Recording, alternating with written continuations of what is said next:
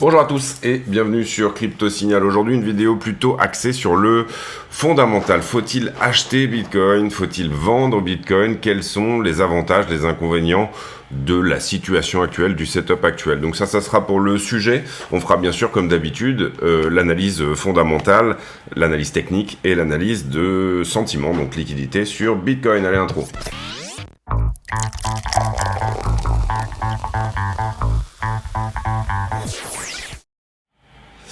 Alors, on commence par la technique. Pour le moment, pas vraiment de cassure de cette distribution, même si on a eu une jolie tentative hier. Vous voyez qu'en 4 heures, ça ne passe pas.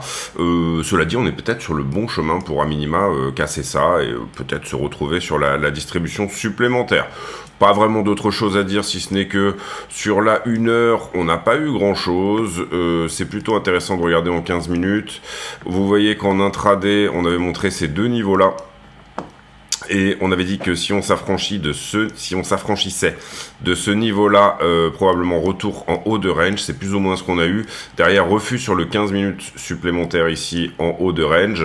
Et on retourne en bas de range, hein, donc il y avait deux coups à jouer là-dessus. En intraday, encore une fois, là on vient de faire la purge sous le range. La question étant, est-ce qu'on refuse et qu'on va en dessous, ou est-ce qu'on retourne ici sur le haut du range pour faire la purge en haut du range? Je privilégierais plutôt ce scénario-là. C'est-à-dire qu'assez souvent, Bitcoin aime bien ranger, faire une cassure, aller purger sous les liquidations qu'il y avait à prendre dans ce contexte-là, et ensuite se reprendre pour éventuellement purger le haut du range. On va pas enlever ce niveau.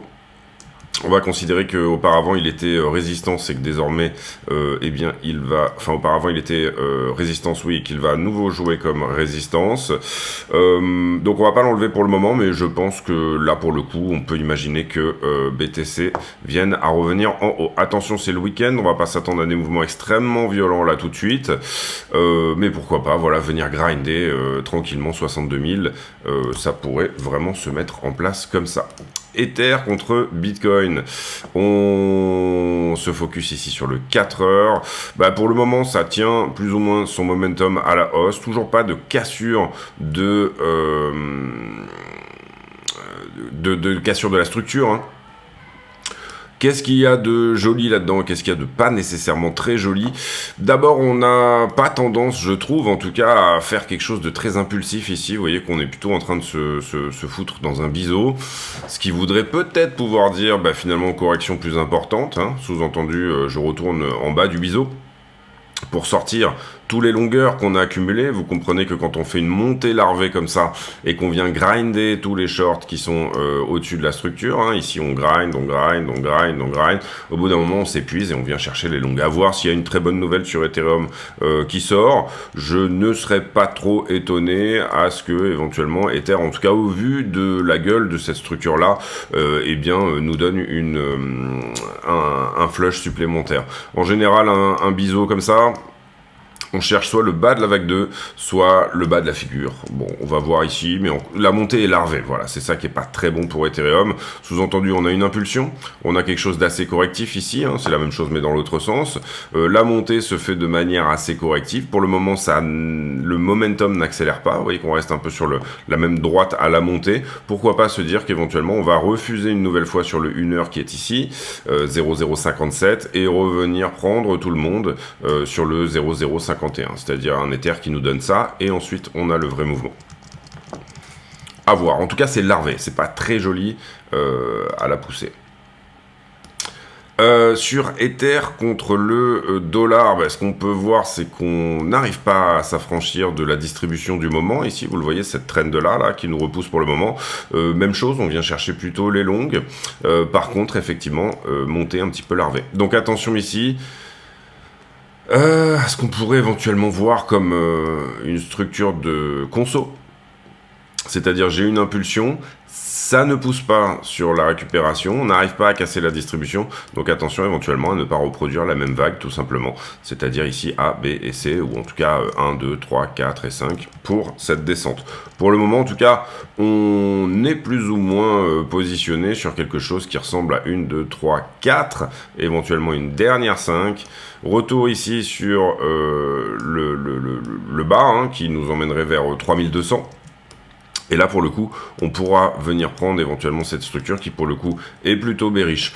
Pareil, c'est juste le caractère très larvé de la montée qui m'inquiète là. Hein. Vous le voyez ici, on n'accélère pas le momentum. Si je devais vous prendre ici une droite, que je la traçais comme ceci, vous voyez qu'on est même peut-être en train de la perdre là actuellement.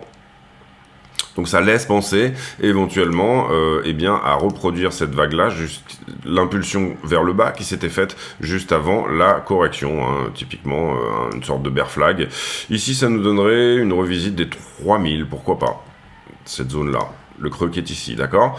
On va voir si ça se met en place. Pour le moment, on a eu notre réaction à l'attaque de cette vallée ici. Hein, ça a été plutôt propre sur la réaction. Maintenant, la question ici, c'est encore une fois... C'est très mou sur la montée, donc on veut que le momentum accélère. Pour le moment, il n'accélère pas. Voilà pour Ether USDT, plutôt tendance éventuellement à être baissier, en tout cas s'il n'y a pas d'accélération à ce stade.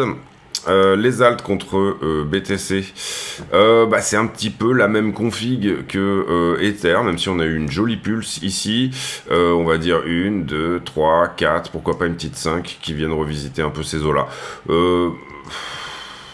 Pour le coup, ici j'ai une revisite du niveau qui était là. Là je pousse une fois et je larve ma montée. Je n'arrive pas à prendre plus de pêche au niveau de la montée. Vous voyez que les impulsions se font plutôt vers le bas. D'accord. Le seul truc encourageant éventuellement ici, c'est cette petite pulse qu'il y a eu vers le haut du côté de l'altcoin dominance. Vous comprenez que ce qu'on regarde là, c'est l'altcoin dominance. Ça veut dire quelle est la place des alts dans tout ce marché-là. Alors, on en a déjà pas mal parlé, mais il y a ce scénario où j'ai mon impulsion, ma correction, et que je vais aller vers une impulsion supplémentaire sur les alts autour des 12%. Ça, c'est le scénario extrêmement bear. Le scénario bull, c'est celui où je tiens un niveau et que finalement, ici, je suis simplement en train de construire un range de retournement. Tenir un niveau veut dire tenir un niveau en weekly. Pour le moment, le niveau tient et on va clôturer la semaine là en préservant ce niveau. Donc on n'a pas la confirmation baissière de tout ça. On aura cette confirmation là une fois qu'on aura un hard closing sous ce niveau là. Pour le moment, le niveau tient. Donc ça reste une zone assez potentiellement favorable à un retournement pour les alts. En tout cas, dans cette consolidation-là, on voit qu'il y a une forme d'intérêt du marché à ce que les alts ne passent pas sous les 20%. Suite à cette petite purge post-FTX, je pense, on a quand même des alts qui ont fait un recoupement haussier. Est-ce qu'on serait pas dans une zone où effectivement ça pourrait construire un bottom? Donc c'est pas qui tout double, c'est, j'ai envie de dire, ne pas s'exposer à 100% ici sur les alts. Ça paraît logique de se dire que la possibilité d'une impulsion est là, elle est plus que là même. Maintenant, ne pas croquer un petit peu sur ce point-là, ne pas éventuellement se positionner à l'achat sur ce point-là, me paraît autant criminel que de s'exposer à 100%. Donc il y a forcément une petite exposition à avoir pour ceux qui n'ont pas payé ces bas-là. Personnellement, j'avais déjà payé pas mal de niveaux sur les alts, donc c'est pour ça que je ne m'expose pas beaucoup plus. C'est un niveau que j'ai déjà payé. Je vais plutôt aller chercher quelque chose plus bas, mais ceux qui ne sont pas suffisamment exposés aux alts ici pourraient vouloir effectivement recharger, ce qui est tout à fait logique et tout à fait normal. Voilà pour la partie technique. On passe sur la partie fondamentale. J'en profite pour vous dire de ne pas hésiter à vous abonner, activer la cloche de notification, mettre un like, c'est important. Je pense que tout ce contenu-là, il est gratuit, il est donné gratuitement, etc. Donc le fait de rétribuer les choses par ces quelques petites secondes que ça vous prend de mettre un like est tout à fait normal, éventuellement pour ceux qui veulent aller plus loin et qui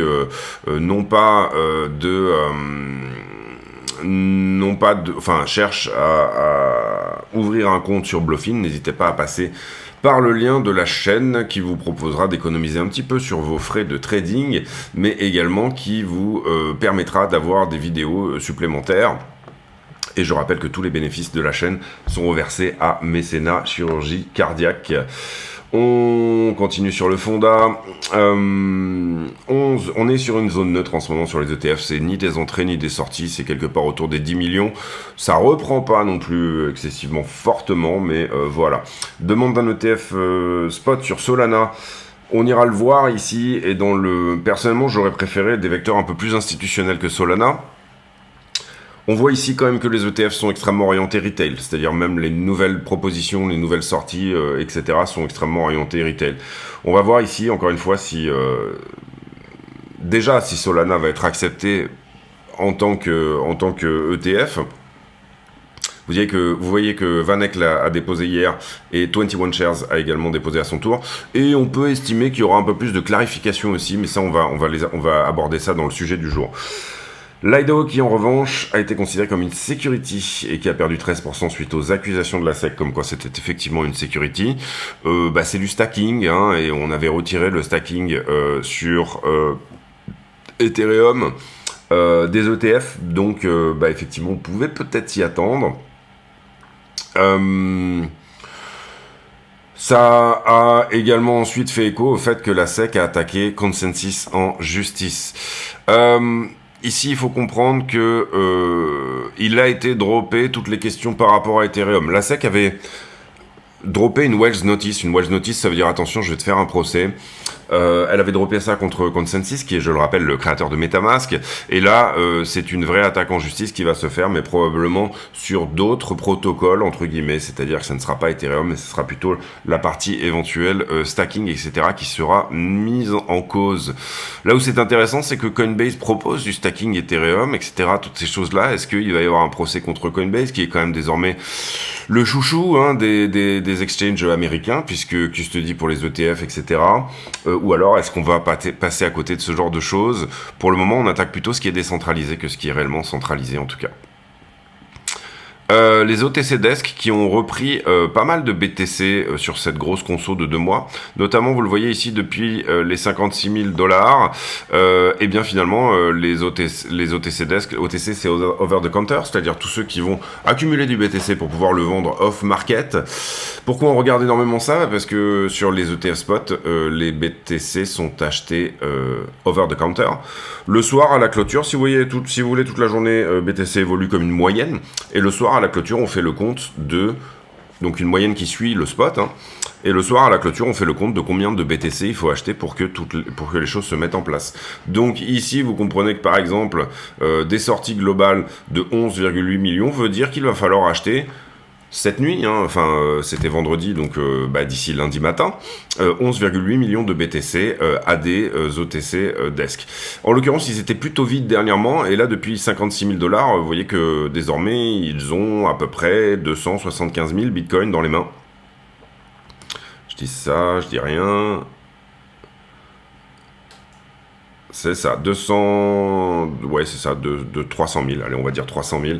300 000 avec une augmentation sur 30 jours de plus de 150 000. Vous voyez que ils étaient à peu près à 200K, plus 175 000 finalement sur une trentaine de jours depuis les 56 000 $. Donc ça a été une opportunité pour les OTC effectivement de recharger.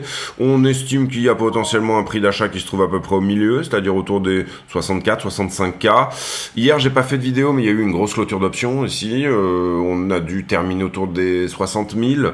On l'avait dit, c'était à peu près l'endroit où éventuellement il y avait ni perdant ni gagnant hein, il y avait un max pain price qui était un peu en dessous, mais on avait dit que toute la zone n'était pas en sourire, c'est-à-dire en général vous avez un max pain price qui va se faire quand vraiment la courbe des options est en sourire, beaucoup de call d'un côté, beaucoup de puts de l'autre, une courbe en sourire qui nous fait une jolie petite bas de parabole par le milieu. Là vous pouvez estimer qu'il y a effectivement un max pain price qui pourra être visité. Là on avait beaucoup plus de calls d'un côté, donc des gens qui jouaient Bitcoin à la hausse.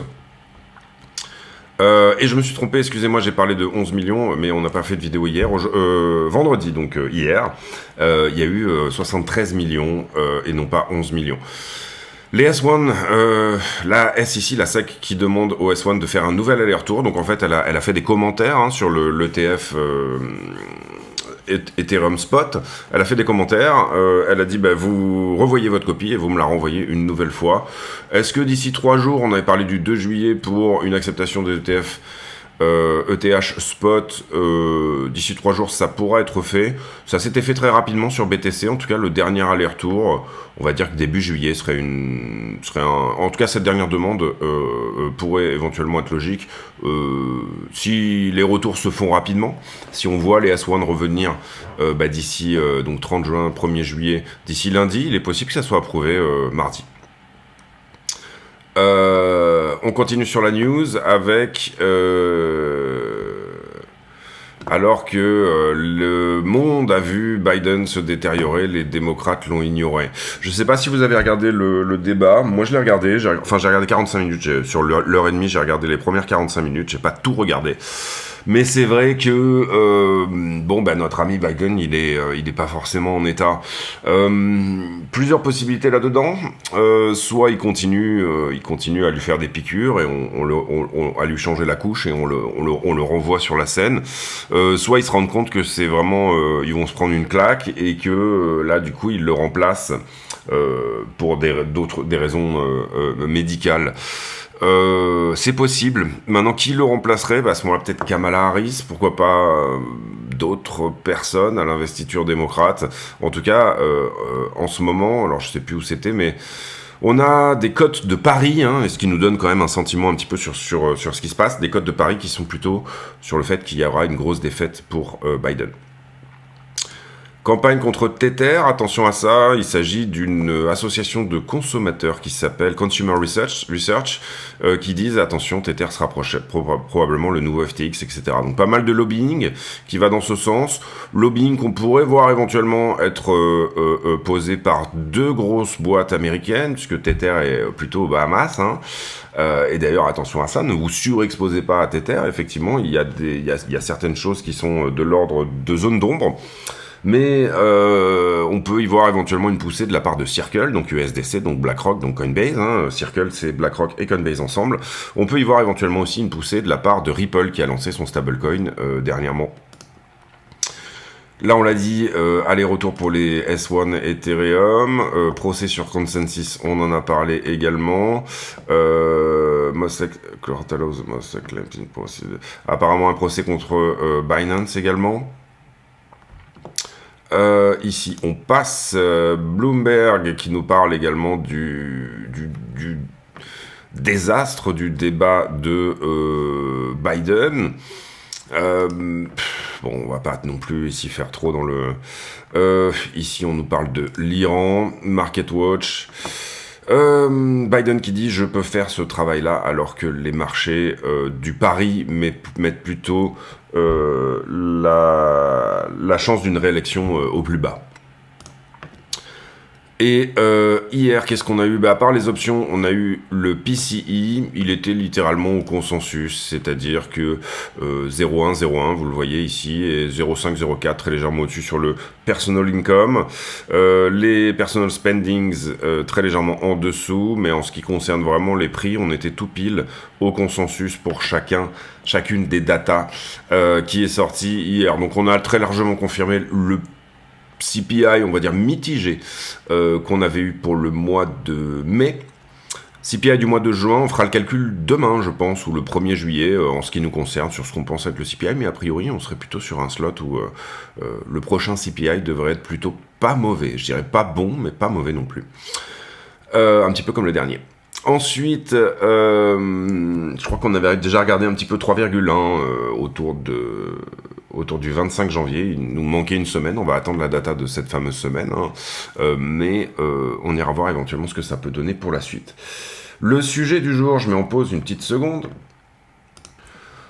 Alors, c'est bien entendu pas du tout exhaustif, c'est quelque chose que j'ai préparé un petit peu en amont. L'idée étant d'utiliser le mode le plus cartésien de décision et de brainstorming, qui est de dire quels sont les avantages et les inconvénients d'acheter ou de vendre du Bitcoin maintenant. On va plutôt ici prendre dans le sens de l'achat, bien sûr, donc des avantages vont dans le sens de l'achat et des inconvénients vont dans le sens de la vente.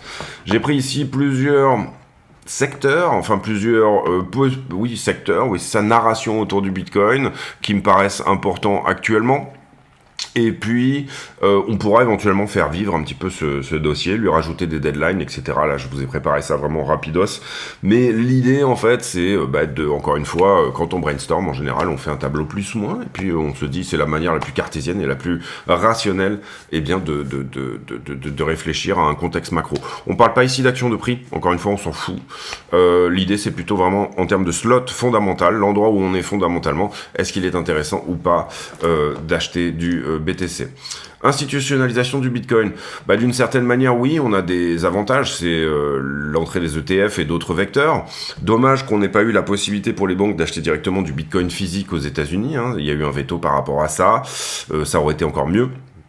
C'est-à-dire, c'est votre banque qui fait le custody de vos bitcoins. Moi, je trouve que ça aurait donné un vecteur supplémentaire.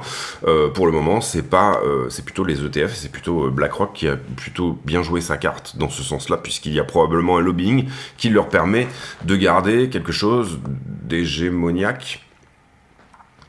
MicroStrategy qui est un très bon vecteur aussi et qui pour le coup en ce moment est plutôt full on, ce qui pourrait éventuellement représenter un danger aussi, mais ça on va pas forcément le mettre dans l'institutionnalisation, mais bien comprendre que quand vous avez les très grosses institutions qui achètent quelque chose, le moment où elles vendent ça pique.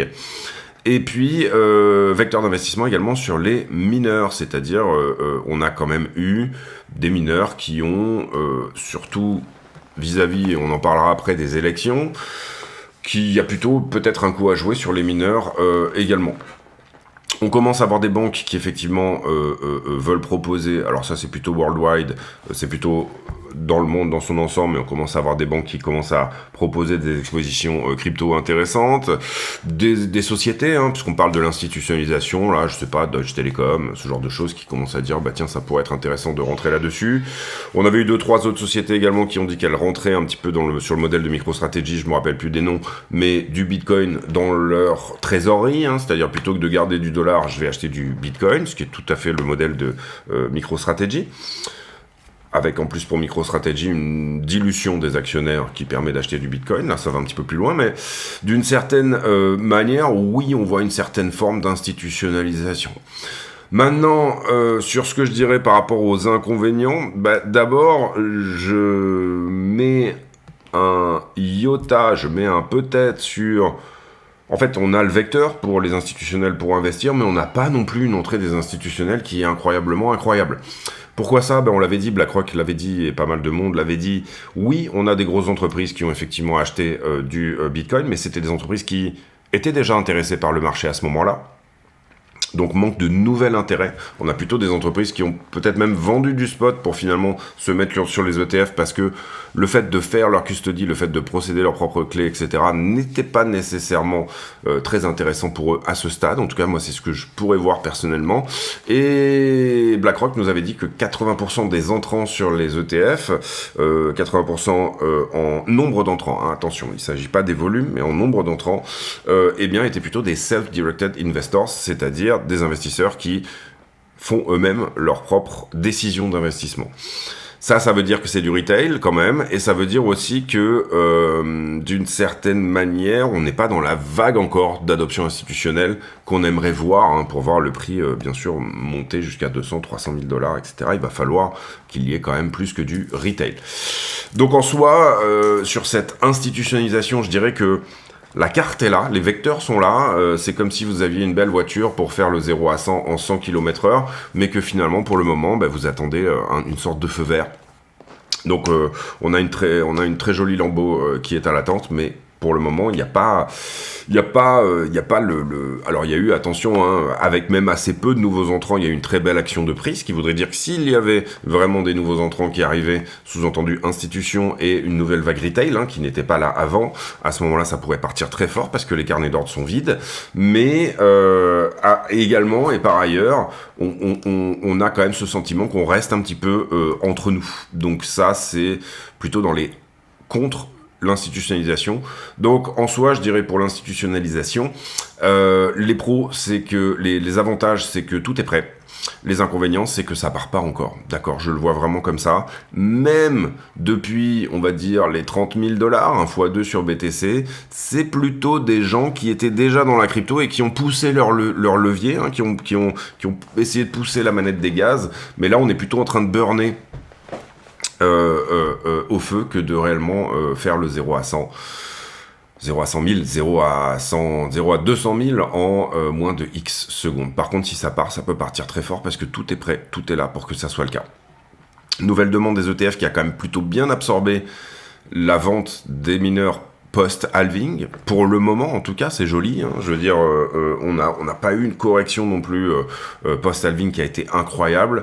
Donc voilà pour la partie institutionnalisation. Il y aurait tellement de choses à rajouter. On les rajoutera peut-être au fur et à mesure, encore une fois, de cette idée-là. Mais voilà.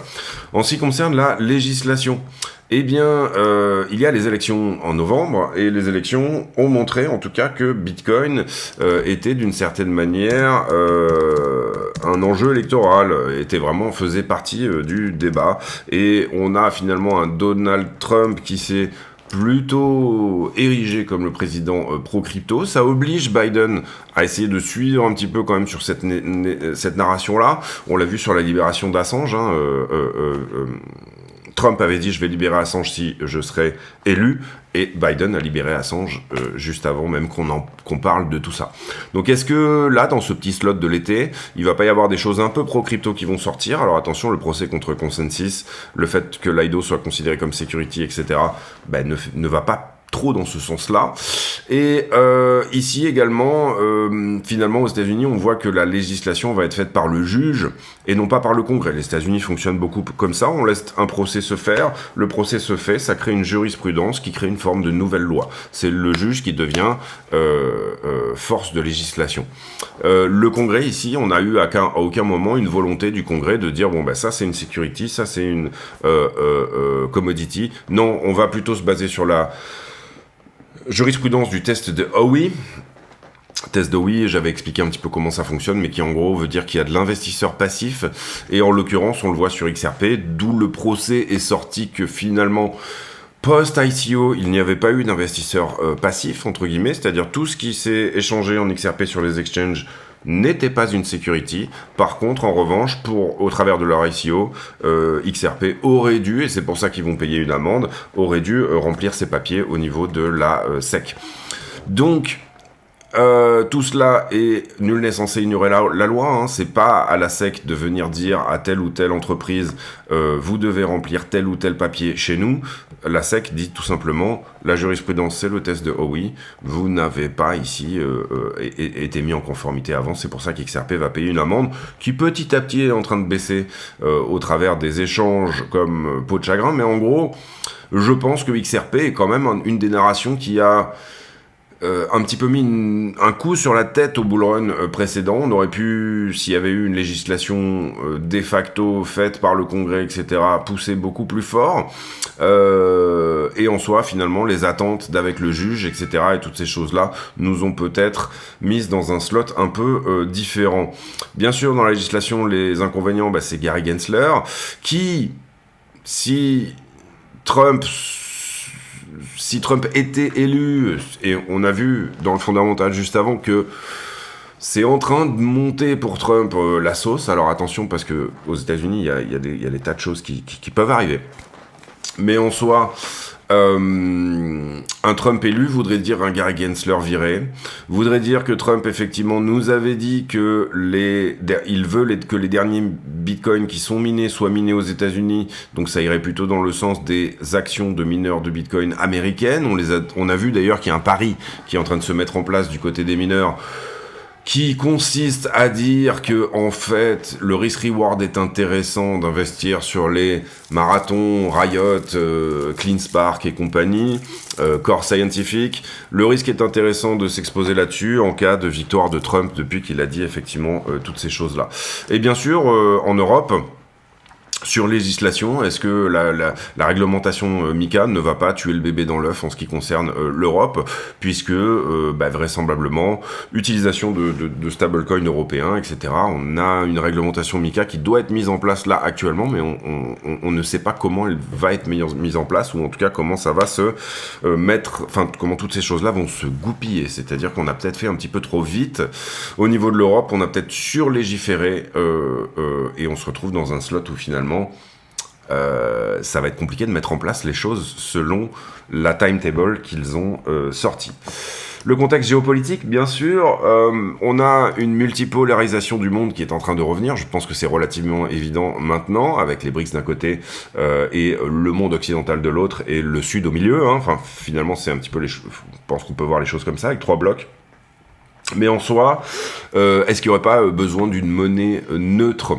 Une monnaie neutre, complètement décentralisée. On a vu également des dollars qui étaient confisqués alors que c'était des réserves de change russes, etc. Toutes ces choses-là. Finalement, être dans une banque correspond déjà à avoir une forme d'acte politique en termes géopolitiques. On a vu aussi l'extraterritorialité du dollar avec les amendes sur BNP, toutes ces choses-là, etc. Bref, est-ce que finalement, cette idée d'une monnaie neutre et décentralisée qui fonctionne d'avec le code ne peut pas rentrer très bien s'insérer dans un contexte géopolitique de multipolarisation du monde? On l'a vu aussi par le passé, alors là c'est plutôt vraiment une vision personnelle, mais peut-être la fin du dollar, ou en tout cas des échanges en pétro-militaro-dollar. Alors ça c'est à mettre entre guillemets, mais en tout cas on a vu l'Arabie Saoudite se détourner du dollar, et également les Chinois se détourner de la dette américaine. Et dans ce contexte-là, là où avant finalement, depuis les années, on va dire 70, je pense, parce qu'on peut le voir comme ça, oui, 76, 71, les années où finalement, on va dire que le dollar devient pétrodollar, et n'est plus euro-dollar, basé sur l'or, d'une certaine manière, après avec la doctrine Kissinger qui va pousser les États du Moyen-Orient à échanger en dollars contre une protection politique, d'une certaine manière, donc du coup exportation saoudienne en dollars uniquement. On avait finalement un monde qui fonctionnait sur une monnaie énergétique, qui était le dollar.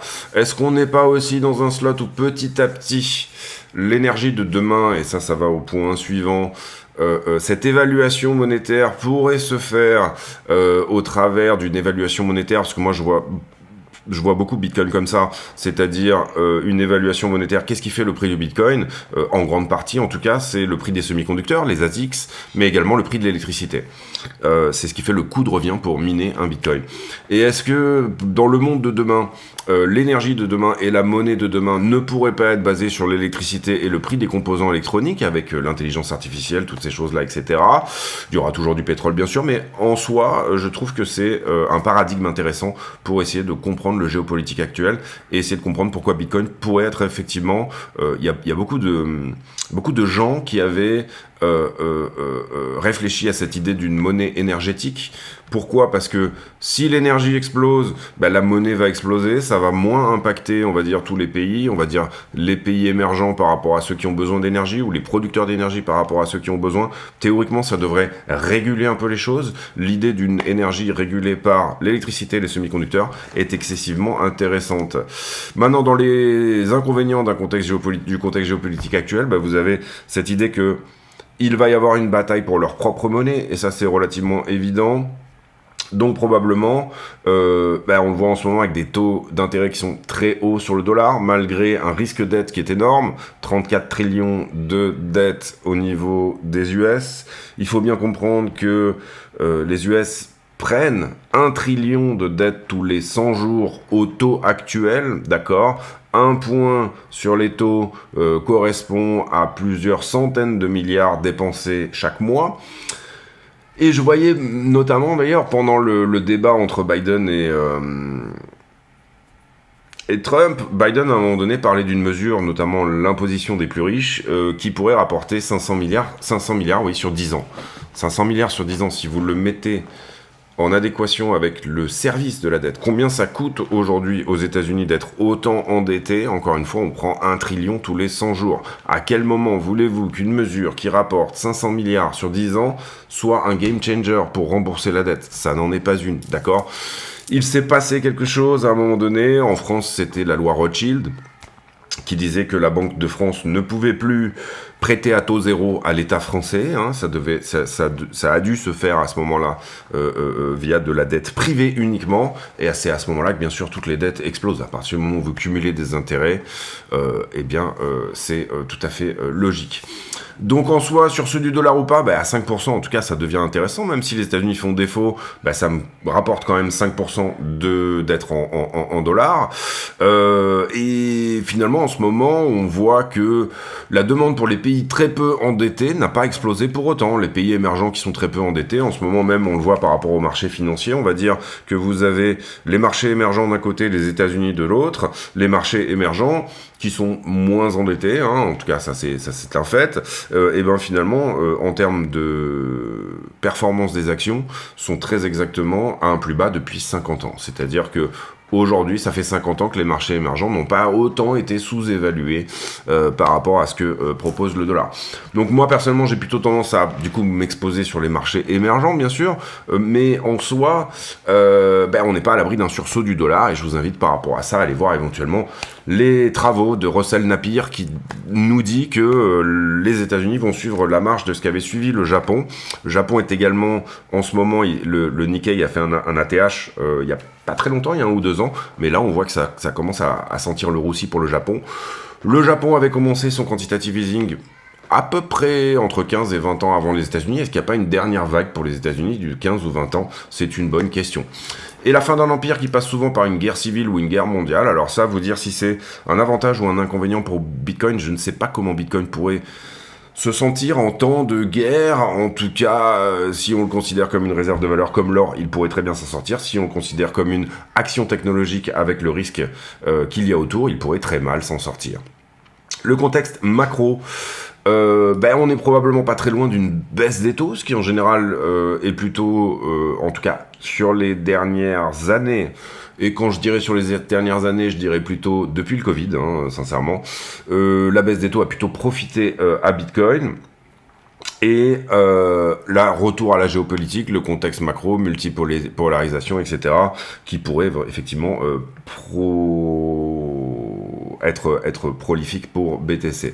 J'ai mis dans les contres aussi le côté baisse des taux, parce que, encore une fois, depuis le Covid, en soi, il faut comprendre que, il y a toujours eu un peu un cycle de liquidité qui correspondait à peu près au cycle des taux sur BTC, mais il y a eu des très grande décorrélation, hein. On avait regardé ça ensemble, on l'avait vu. Il y a eu des moments où finalement les taux étaient à l'augmentation et Bitcoin était à l'augmentation lui aussi.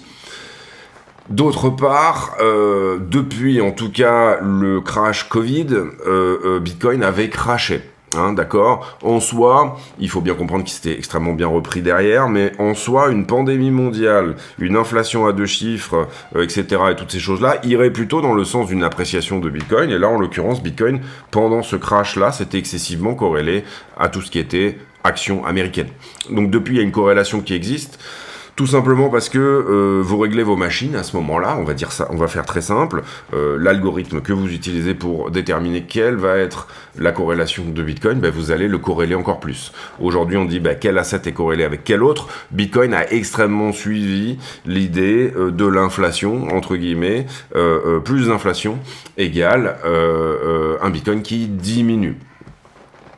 En soi, ça va à l'encontre de fondamental de Bitcoin, et je passe au prochain point, sachant que là, l'idée c'était, est-ce qu'un surendettement des US pourrait pas amener vers une crise majeure? Ça veut dire que oui, j'ai un BTC qui est à 3 millions de dollars, mais en même temps, j'achète ma baguette de pain 1000 dollars. Ici, l'idée, c'est quand même pas forcément ce qu'on veut, hein. Donc un Bitcoin qui, on va dire, vous met à l'abri plutôt qu'autre chose, mais dans une crise majeure, au sein d'une crise majeure, c'est pas nécessairement souhaitable. Et j'en viens à cette idée Des fondamentaux de BTC au départ. BTC au départ est quand même un asset qui est anti-inflation. Donc dans les plus, si jamais il y a une crise majeure, ça sera effectivement quand même un hard asset.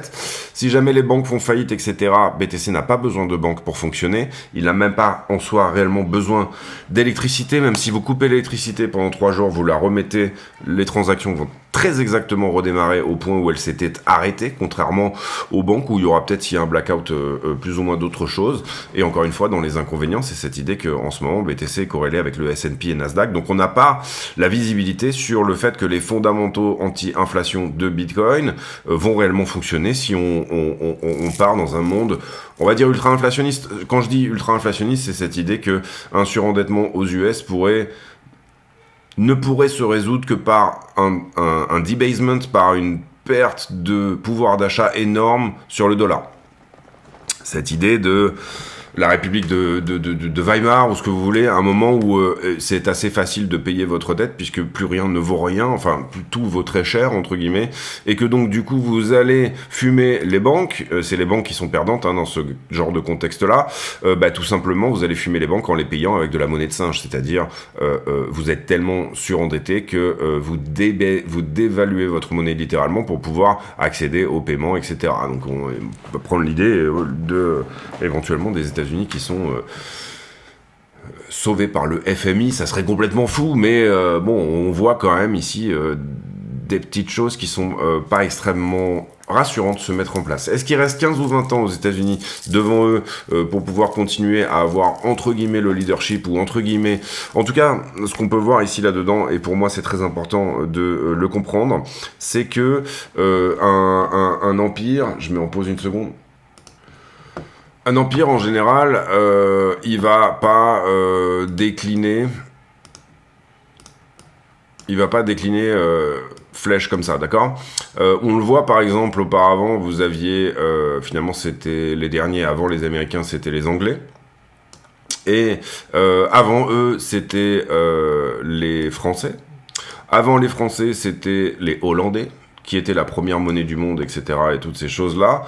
Aujourd'hui... on a quand même des Anglais qui sont pas non plus le tiers-monde, on a la France qui n'est pas non plus le tiers-monde, on a la Hollande qui n'est pas non plus le tiers-monde, d'accord ? Imaginez les Américains comme devenant le nouveau tiers-monde est un petit peu too much, d'accord ? Par contre, on peut voir éventuellement une vague peut-être chinoise et ensuite indienne, par exemple, c'est un exemple, en tout cas, voilà, mais qui vont passer devant un moment où il y a une forme de prise de pouvoir, de contact et de leadership de la part des Chinois. Ça fait déjà une longue vidéo, donc on va pas trop élaborer là-dessus, mais il y aurait tellement de choses à dire sur le leadership américain et toutes ces choses-là, enfin, il y aurait des tas de choses à dire. En tout cas, on développe assez souvent dans les vidéos. Allez, les liquidations, mettez un like sur la vidéo si jamais ce contenu vous a plu. Je vais relancer rapidement. On y va pour les liquidations. Donc sur les dernières 24 heures, on liquide 115, à peu près la moitié sur Bitcoin et Ethereum. On liquide plutôt du long, et également sur la chart, on liquide plutôt du long également. Donc c'est plutôt propre de ce côté-là. Sur Trading Light et tout ce qui concerne le carnet d'ordre, les ordres semblent attendre un petit peu plus bas, entre 59 et 59,7. On a servi des ordres ici à l'achat.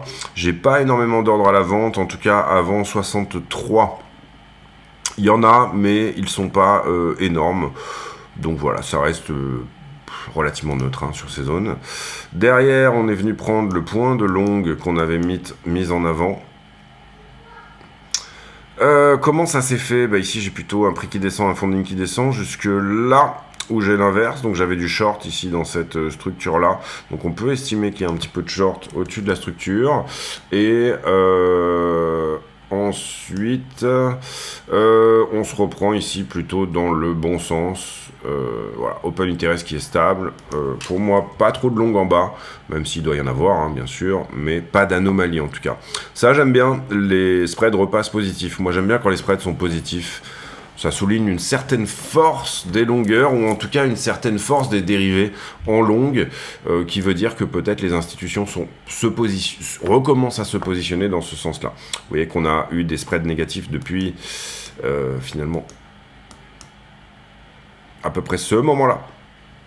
On est passé en spread négatif, là on passe en spread positif. Le spread étant bien sûr la différence du prix entre le BTC au spot et le BTC sur les dérivés, d'accord.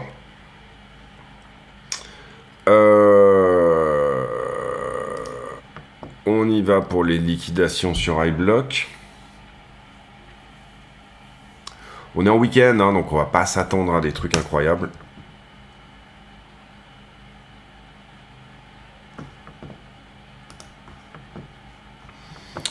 Alors, liquidation. J'ai un delta qui est neutre, autant de long que de short. iBlock nous dit oui, j'ai du monde en long sous la structure. Moi, c'est pas ce que j'avais vu nécessairement énormément. Et puis, ouais, ici, voilà, si on devait venir prendre quelque chose, ça serait au-delà de 62 500. En tout cas, on a du monde sous la structure de la part de iBlock. Personnellement, je le vois pas comme ça, mais c'est possible. Ensuite, sur la 7 jours, on a croqué un petit point chaud ici au niveau des longueurs. La 7 jours, on a tellement latéralisé sur les 7 derniers jours que elle a relativement... C'est pas qu'elle a peu d'intérêt, mais c'est normal qu'on ait du monde au-dessus, en dessous, parce qu'on a rangé, hein, tout simplement, voilà. Donc pas excessivement intéressant de regarder la liquidité, en tout cas sur une time frame de une semaine. Ethereum, ici, j'ai du monde en dessous à 3300 et quelques.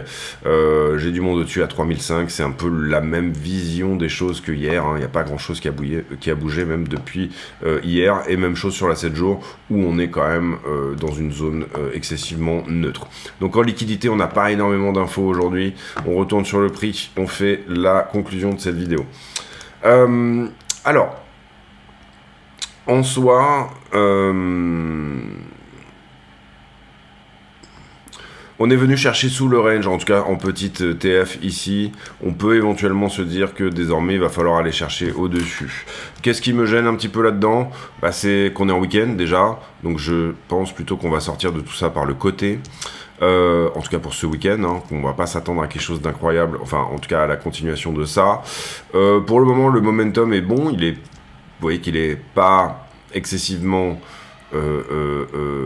faible, mais ça larve un petit peu. On préfère une grosse impulsion, hein, bien évidemment. Tout le monde préfère toujours un peu ça.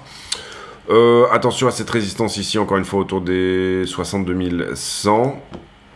Je reste dans l'idée, surtout que maintenant qu'on est passé sous la structure intermédiaire, qu'on n'a pas pour le moment besoin d'attaquer plus bas dans cette mèche-là, ou en tout cas qu'elle essaye de défendre quelque chose, hein, c'est l'idée ici.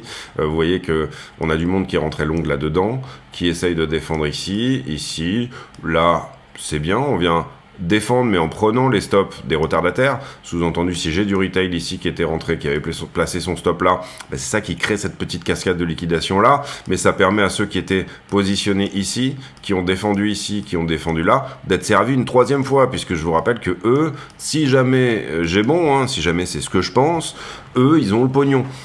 C'est les institutions qu'on recherche là-dedans, c'est ceux qui ont défendu là. Est-ce qu'ils vont défendre à nouveau un petit peu plus haut, ou alors est-ce qu'ils vont laisser le prix venir passer encore une fois en dessous de ça?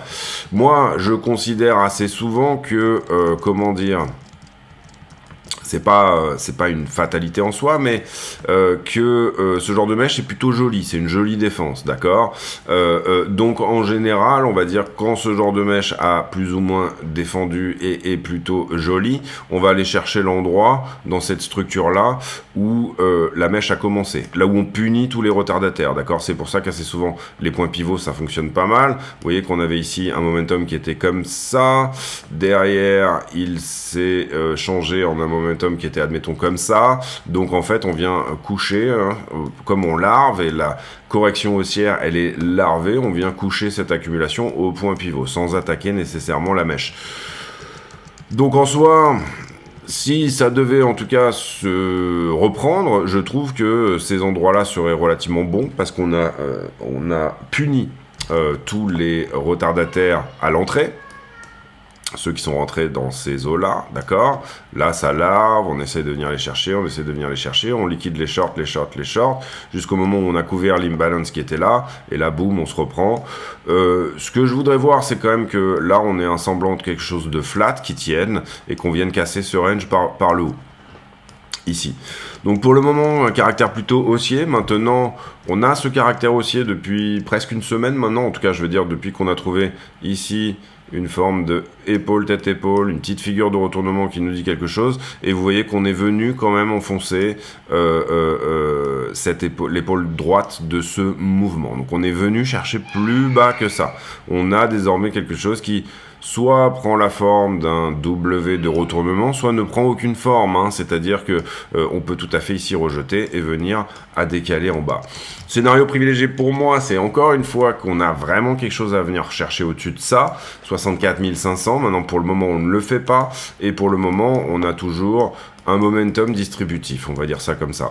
On est peut-être potentiellement en train de vraiment attaquer ça, ici, d'accord, je parle de la première distrib, parce que là, on construit quelque chose d'intéressant. Si on avait pété cette distribution-là, là, c'était magnifique pour revenir ici. On ne l'a pas fait, on s'est ravisé, on est revenu prendre sous le range. Donc, optimisme peut-être un petit peu au niveau des longueurs. Au plus on traîne sur cette zone-là, au plus on crée des zones de liquidité un peu plus bas. Donc ça intéresse éventuellement les institutions qui, je le rappelle, dont le portefeuille est quand même relativement illimité. Ça les intéresse pour tout simplement épouser une baisse en se positionnant à l'achat. Donc c'est un petit peu le souci qui gagne à la fin, et où est-ce qu'il gagne? C'est-à-dire que si là on voit un intérêt à éventuellement laisser faire, ne pas racheter tout de suite, ce sera bien entendu beaucoup plus intéressant de venir racheter les liquidations désormais sous cette structure-là. Maintenant j'aime bien le fait qu'on soit passé sous la structure ici. Ce qu'on veut, c'est que ça accélère maintenant, d'accord? C'est que quelqu'un se décide enfin à pousser un peu, à appuyer sur le bouton, ce qui, pour l'instant, ne se fait pas, d'accord? Donc, en soi, je pense que y a pas mal de choses qui pourraient éventuellement se mettre en place, et que actuellement, on est quand même ici sur des périodes un peu de vacances, etc. Alors attention, juillet en général est un très bon mois pour Bitcoin, hein. Je ne sais pas pourquoi les gens pensent que ce n'est pas le cas. J'ai les stats quelque part. J'ai les stats mensuelles, moi, sur mon bureau. Alors j'ai perdu le papier là. J'ai les stats mensuelles quelque part. On pourrait les retrouver. Je mets en pause une seconde. Bon, j'ai trouvé celle-ci qui 2015-2023, c'est pas mal. Juillet, vous le voyez, n'est pas un mauvais mois en soi pour Bitcoin d'habitude. C'est plutôt septembre qui est un mauvais mois, et janvier, et octobre, bien sûr, qu'on appelle October, qui est le meilleur mois sur BTC. Mais en soi, juillet n'est pas un mauvais mois. On va dire que c'est le 1, 2, 3, 4e, 5e meilleur mois de l'année en termes de saisonnalité. Assez étonnant parce que il y a aussi il y a quand même ce côté moins institutionnel sur le marché, mais peut-être du coup plus d'opportunités, plus de liquidation, et peut-être plus de retail, hein, même pourquoi pas. Donc en soi, pour moi c'est là au privilégié, on reste donc toujours dans cette idée que on va dire, hein, pour faire très simple sur le 4 heures, ça c'est impulsif, ça c'est correctif, je m'attendrai à une impulsion supplémentaire, à minima. Maintenant, vous comprenez que, comment dire, on est dans une distribution. Tant qu'on n'a pas réellement pété cette distribution, on reste dans la distribution, hein, d'accord? Donc à ce stade, je dirais que venir épouser 64 000, c'est déjà un retracement aussi intéressant. Si en soi on doit tenir dans cette structure, je vais vous sortir un petit peu de volume profile ici, ça va peut-être être intéressant. On est au bas du bas de tout ce qui s'est passé dans cette structure, ça se voit d'ailleurs même en termes d'action de prix. Une des questions fondamentales, mais on a déjà beaucoup parlé sur la chaîne, c'est est-ce que j'ai besoin de venir passer sous cette structure-là, ce qui est tout à fait possible, d'accord? Ce sera les endroits les plus pro pour se dire que ça c'est fini. Maintenant, si on devait y aller, en tout cas c'est mon avis, on irait plutôt de cette manière-là. D'accord? C'est-à-dire que jouer quelque part entre 64 et 68 pour un retracement haussier de B, dans une structure où elle est tellement linéaire, cette structure, qu'on a tellement enclenché du monde en short. Voilà, à ce stade-là, je trouve que c'est pas insultant de se dire que on peut jouer un recoupement haussier avec un runner éventuel qui, si on pète la figure, bah, viendra péter la figure. Mais voilà, vraiment, pour moi, c'est pour ça que je me positionne vraiment ici plutôt sur du long. On n'a pas eu, malheureusement, le hedge et le short qui permettaient de se hedger ici sur ce 4 heures et ce 5 minutes-là. Vous voyez que c'était très propre au niveau du 4 heures et du 5 minutes. Donc du coup, pour le moment, on va pas se positionner short là-dedans. Enfin, en tout cas, c'est pas l'idée du tout. L'idée, c'est plutôt d'essayer de trouver un bas maintenant et d'épouser le recoupement haussier possible, encore une fois, entre 64 et 68. Le prix a été baissier. Voilà, ce qu'on veut chercher maintenant, c'est plutôt quelque chose comme ça. Maintenant, à la perte des 66 ici, vous comprenez qu'on s'est quand même positionné sur cette idée que on était à la baisse maintenant, et que donc l'idée, c'était potentiellement quand même, on a activé quand même assez fortement l'idée de passer là-dessous. Donc, en soi, c'est, est-ce que je prends ça, j'épouse ça pour venir ici, d'accord? L'idée un petit peu d'une, peut-être ici ou là, c'est pas la question. 53. Donc l'idée de finalement un mois de juillet plutôt correct, un mois d'août et septembre assez merdique et un rebond sur trend autour des 53, peut-être légèrement en dessous, c'est pas un problème d'aller mécher à 50. Est-ce que j'épouse cette idée-là? Est-ce que j'épouse l'idée d'un retournement? À ce moment-là, on aura le signal ici pour moi. Et bien sûr, la cassure de ça, mais ce sera un petit peu tard là pour le coup. Et puis voilà, donc moyen terme, pas mal de choses sont possibles.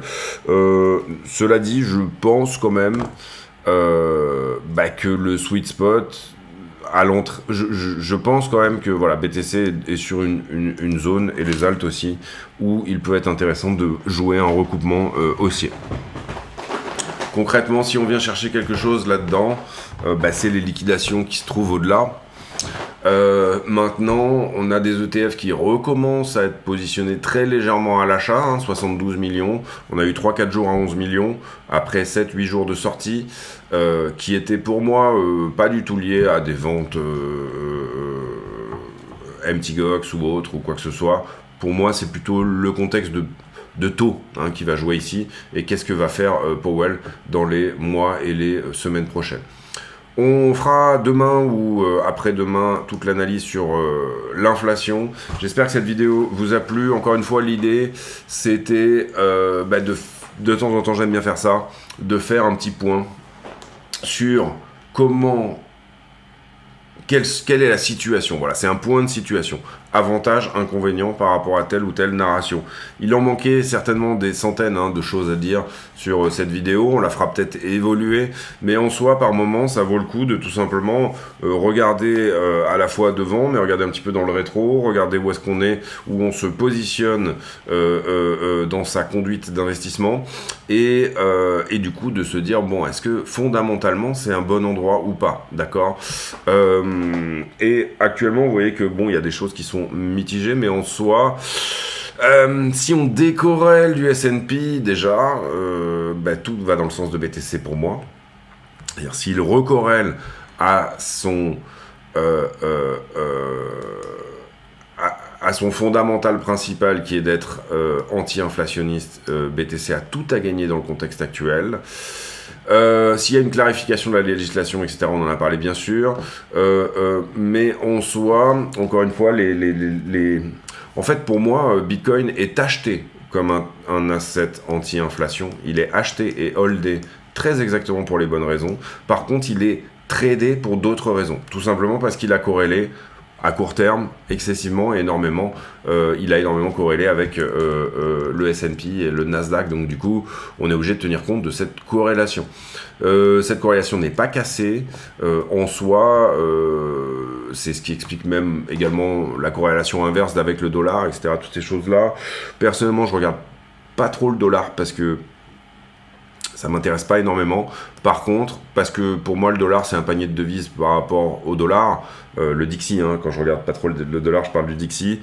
Bon voilà, je m'en fous un peu de savoir si le dollar surperforme le bloc de l'OTAN. Le bloc de l'OTAN, c'est littéralement, dans le contexte actuel, ça me paraît beaucoup plus intéressant d'aller voir si, par exemple, la stablecoin dominance, qui est l'indice du cash en crypto, pour le coup, ça me paraît beaucoup plus pertinent, ou d'aller voir d'autres choses. Par contre, dans la correction qui est celle-ci, là, vous avez une corrélation inverse avec le dollar qui est très, très, très poussée actuellement. D'accord? Donc, je parle ici depuis mars 2024, corrélation inverse avec le Dixie, qui a très, très bien fonctionné. Je pourrais peut-être le mettre si j'inverse la courbe ici et que je vous rajoute le dollar.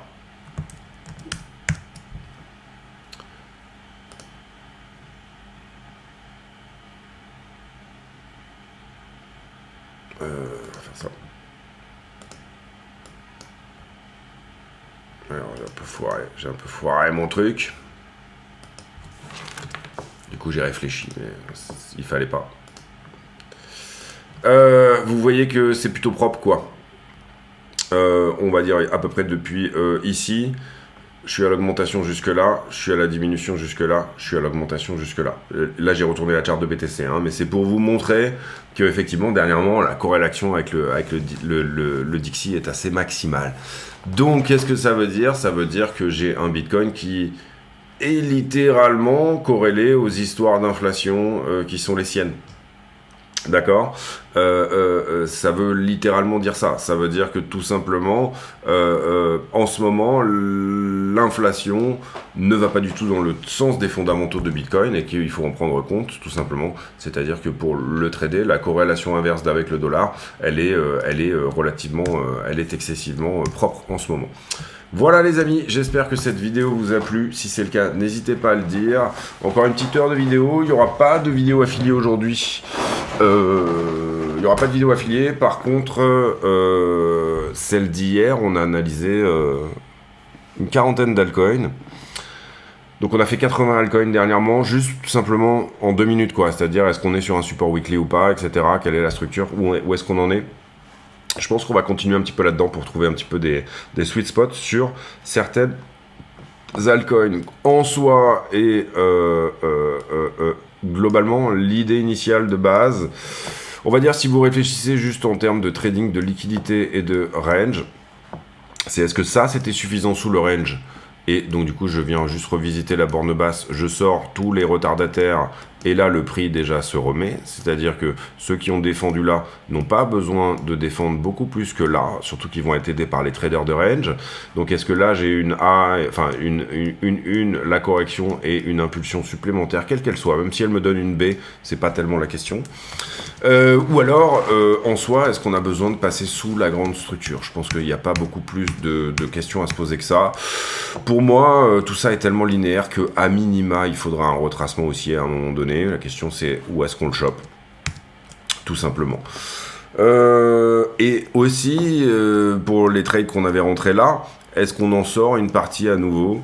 Ne serait-ce que en se disant bon la structure nous a fait un petit peu peur avec ce gros rejet là, est-ce qu'en trade management on revient à sortir un petit peu, même si on revenait à 67? C'est je pense une des questions intéressantes à se poser aussi, si on vient à péter cette distribution, etc., toutes ces choses là, est-ce que ça vaut pas le coup de faire du trade management duquel on sort même si duquel on sort un petit peu plus de positionnement? Globalement, ouais, voilà, de 66 à 68. Il y a des choses intéressantes ici dans les targets. Bon les amis, j'espère que cette vidéo vous a plu. Si c'est le cas, n'hésitez pas à le dire.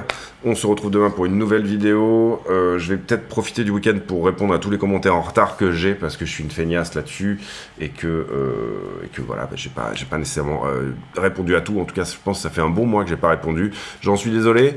On se retrouve demain pour une nouvelle vidéo et j'ai pour habitude en fin de vidéo de poser une question à la con, c'est-à-dire une question qui n'a rien à voir avec le prix du Bitcoin. Tiens, en l'occurrence, ça aura à voir avec le prix du Bitcoin cette fois-ci.